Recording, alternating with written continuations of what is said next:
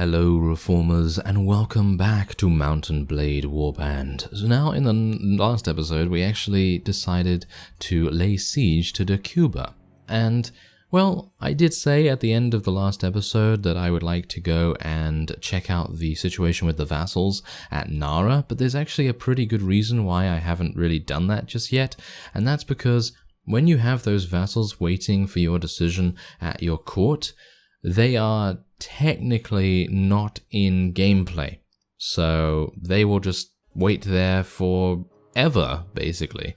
And if you interact with them in any way, shape or form, then of course they will be reintroduced back into the game. And that's probably the reason why we haven't really been facing any vassals to speak of. The only one that we've so far faced has been Emir Galad, and he was a defector from the Nords, and he's currently in this garrison here. Hilariously enough. Anyway, what I've done is I have called for a campaign. The only person to turn up was Lord Drewley, so he's probably going to be getting this particular town if we're able to take it. Now, of course, they have a very, very large garrison of Saranid Master Archers and things like that, and I'm not particularly happy about that. Oh yeah, I also have a bow. As you can see, I also have a bow, because in the last episode we did spec into a little bit of power draw and things like that, and now I have to make do with this absolutely awful proficiency. So yeah, should have probably been using a bow a long time ago if I wanted to get up my proficiency. Are you serious? Am I not really hitting that guy? I personally felt like I was hitting him, but okay. Fine. I'm gonna get up here and I'm gonna do a little bit of shooting this way instead. There we go. There's a headshot.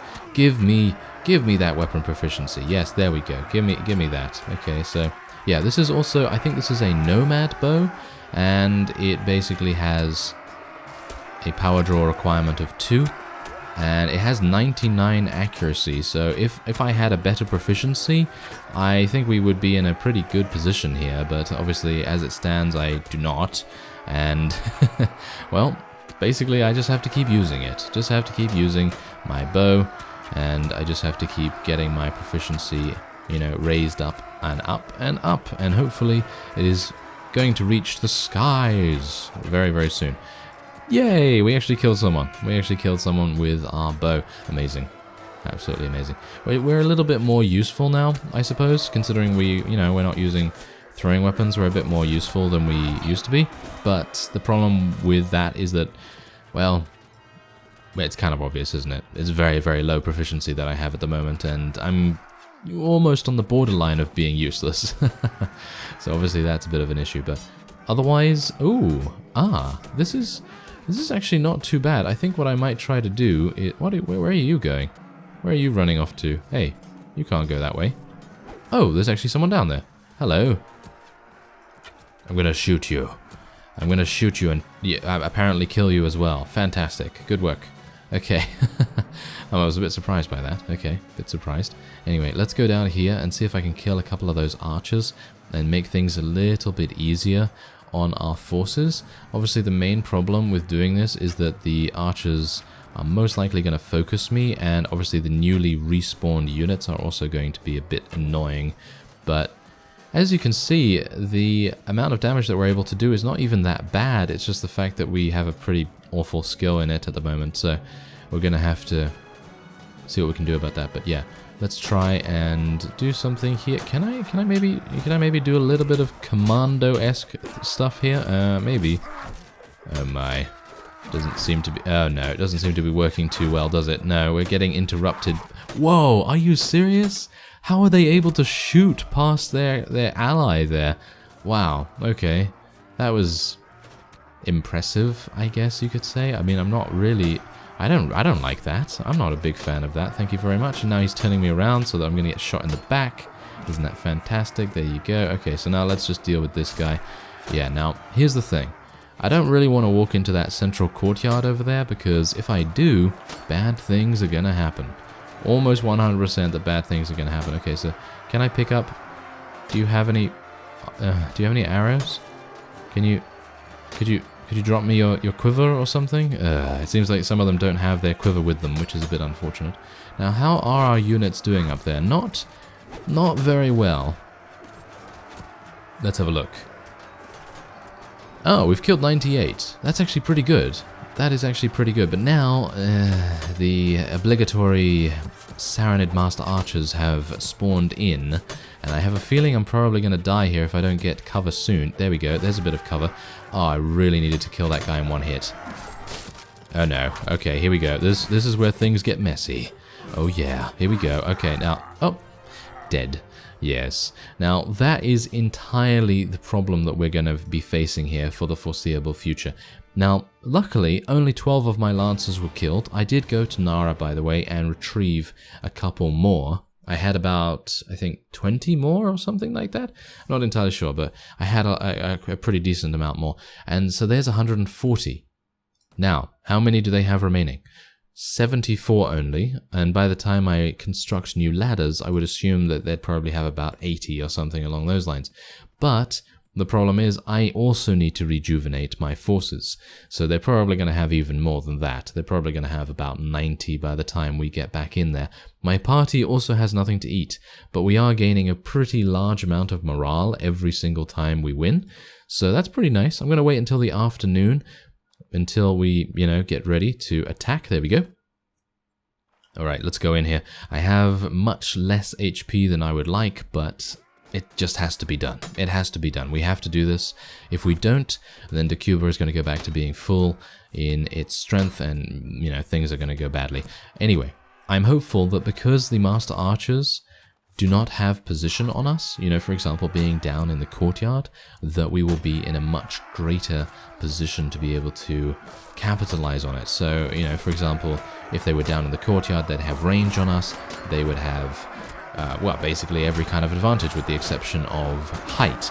And the problem with this is the fact that we now have to deal with the Mamluks and the guards and all sorts of things at the very beginning here, which is a big, big problem. Now, I'm hopeful that I'll be able to kill as many of these guys as I can. I don't have a crushing weapon, unfortunately. I do have bonuses against shields, but if I had a crushing weapon, I'd be able to do a lot more here. But unfortunately, I don't think one-handed weapons can crush, as far as I'm aware, in native. I think there might be 1 or 2 weapons that do that, but I don't have access to them at the moment. I think a Morning Star is actually partially a crushing weapon, but I don't have that. I'm gonna probably die here. Am I gonna die? Yeah, I'm probably gonna die here, but that's okay, because we've actually eliminated quite a few units already. Maybe I can maneuver myself around here. My shield is dead. Yeah, and I'm dead as a result too. Yeah. Oh well, never mind. I think actually we're doing pretty reasonably right now, because as you can see, we actually didn't even lose that many units, and we killed 20 of them, which is good. So now they only have 65 remaining. It seems like I'm going to have to retreat once again. I'll see you back at Nara, actually. Alright, so we're back at Nara, and as you can see, I'm just refilling my ranks with a couple of Kurgit horsemen. They actually have bows, so they might be quite useful in the upcoming siege against Cuba. I could obviously supplement my army with some Swadian Knights, but as I said in the previous episode, I don't know whether I really want to continue using Swadian Knights all the time, because it's going to get difficult for me to level them up in wartime. So for example, what I'm going to do is, hopefully once the Saranids persuade me, I guess, to, make peace with them, then at that point, then I'll go around and get a couple more extra Swadian units and all that sort of thing, and hopefully from there we will, get a good outcome. Anyway, as you can see here, we have a huge amount of units, and what I'm going to do is I'm going to go over here. I'm going to check and see who is good with us, because whoever is good with us, I'm going to be accepting immediately. So let's have a look here. It seems like no one. No one that is currently in our Lord's Keep is good with us, as far as I'm aware. So that's not particularly good, is it? No, that's not particularly good. So I guess I'm just going to have to decline a couple of people. But the problem with that is, as I said, they are then going to get introduced back into gameplay, and that is going to make things much more difficult, I suppose you could say. So I think we're just going to speak to them. Your service is not required. He's joined the Saranids. That's exactly my point. If I continue to do this, then they are probably gonna join the Saranids. I don't know why you would, personally. Ah, this guy I think is a friend of ours. Yes, he is. Fantastic. I'm gonna accept you. Yes, come and join me. Yes, there we go. Okay, so now we're gonna go and speak to Marnid, and I'd like to give that new vassal, as well as Lord Tarchius, a couple of extra fiefs. So, I'm gonna give Durham to this guy. There we go.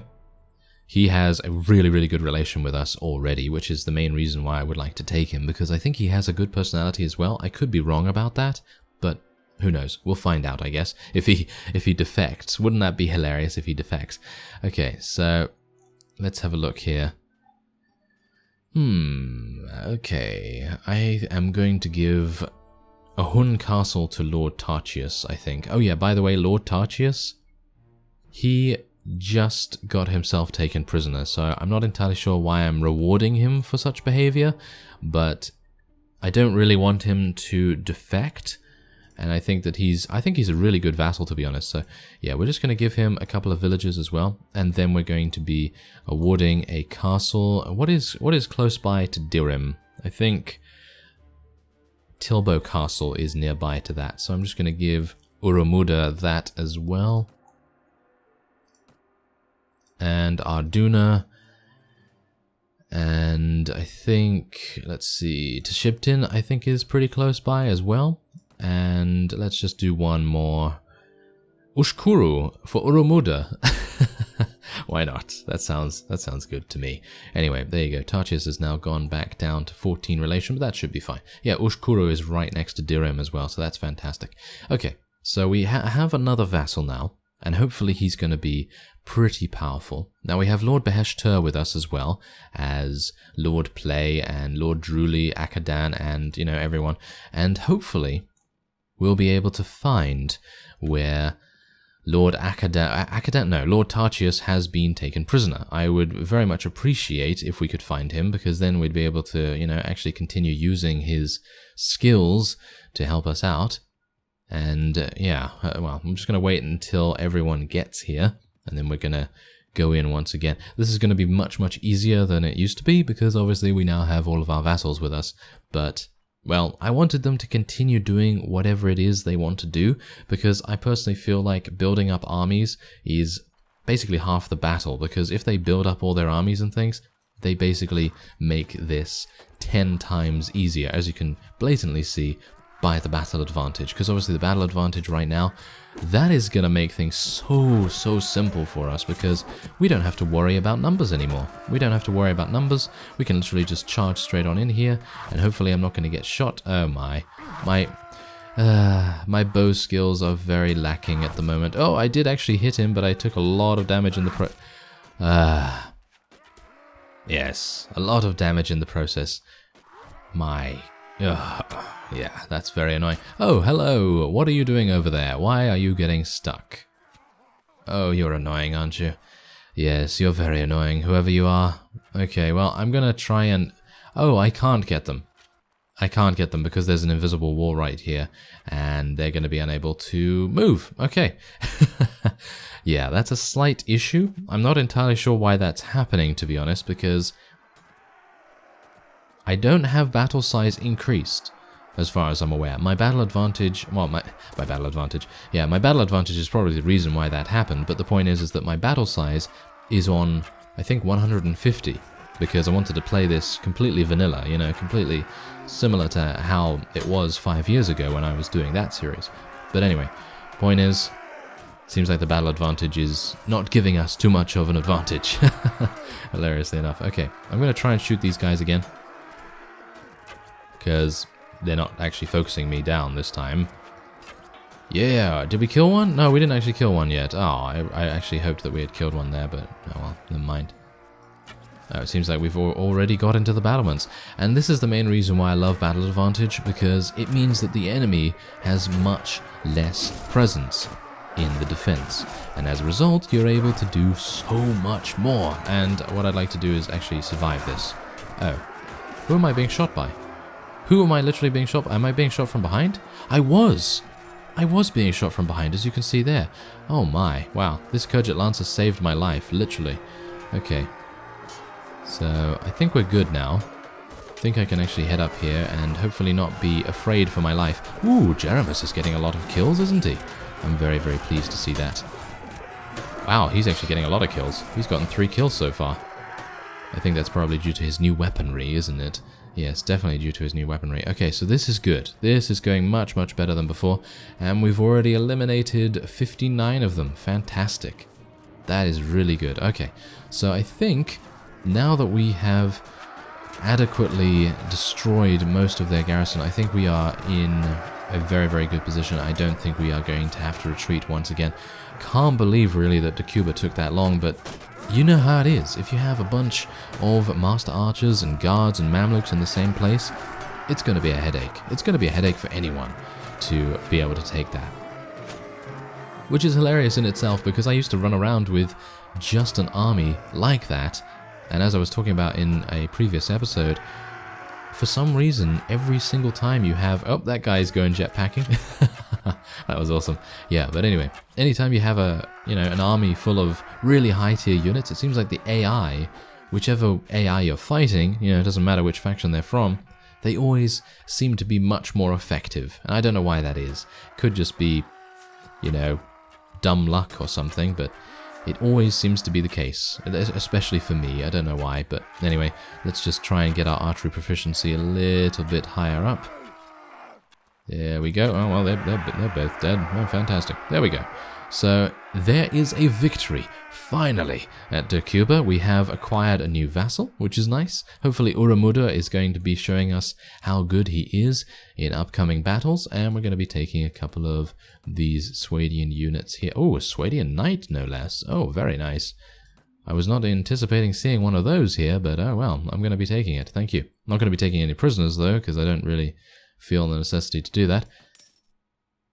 Alright, so let's take a look at our status here. Okay, so Uramuda has a pretty decent balance now, as you can see. And this is a town. Lord Play and Lord Beheshtur. Okay, I'm going to give this to Lord Play because he doesn't have a town. I think that's reasonable to do. And we're going to do that. There we go. Okay, so now I can finally go in and buy some food, because I actually needed some food. We were starving, and I had to buy pork and chicken because there was literally nothing else in Nara. Well, there was a couple of pieces of bread, but point is, definitely need to get much more food in the upcoming campaigns. Anyway, I am going to allow our forces to go wherever they so desire. Don't really need them here anymore. And we can also look at how quickly they level up. It's crazy. They level up so fast into Lancers. It's really, really good. And you can also level them up with Trainer skill too, so it's even better. They are really, really good units.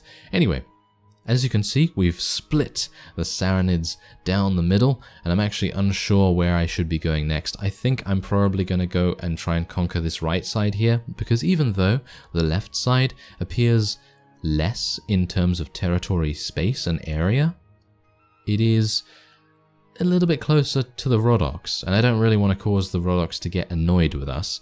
So killing everyone here and trying to take these things, that's probably the way to go.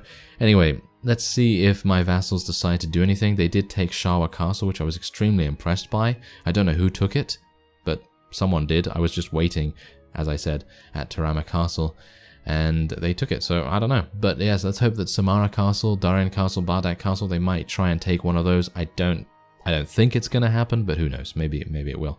So anyway, I thank you very much for watching, and I will see you next time.